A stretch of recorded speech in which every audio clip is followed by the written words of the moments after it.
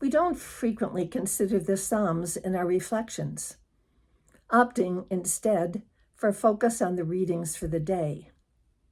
But today, at this time in the world and in our country, and perhaps in each of our own personal lives, we might find comfort and even some sense in the Psalms, especially those chosen for today's liturgy.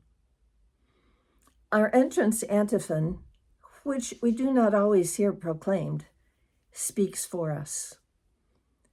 To you I call, for you will surely heed me, O God. Turn your ear to me, hear my words. Guard me as the apple of your eye. In the shadow of your wings, protect me.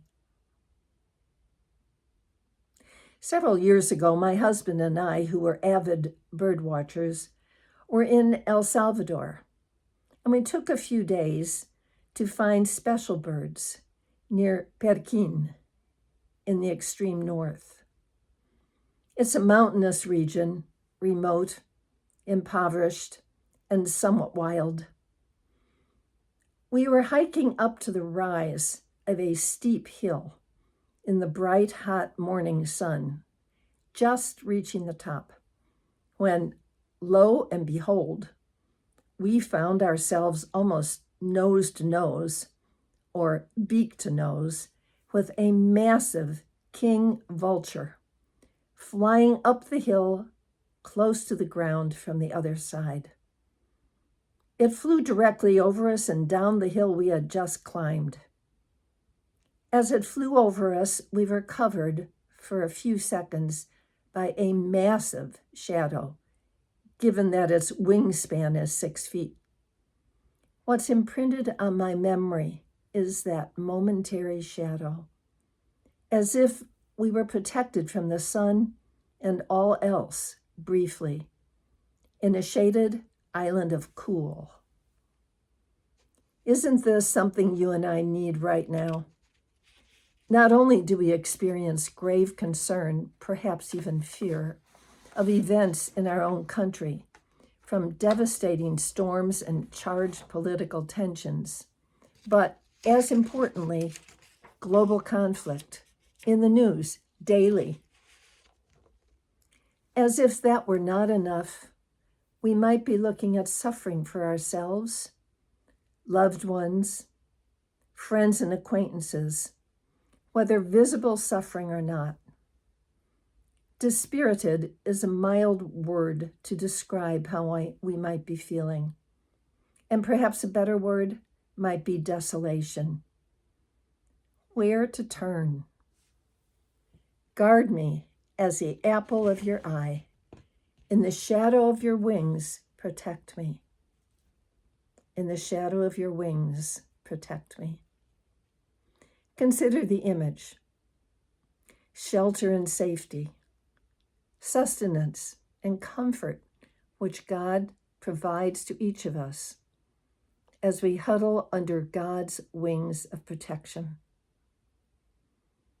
A similar image occurs in Psalm 91. You who dwell in the shelter of the Most High, who abide in the shade of the Almighty, He will shelter you with His pinions, and under His wings you may take refuge. His faithfulness is a protecting shield.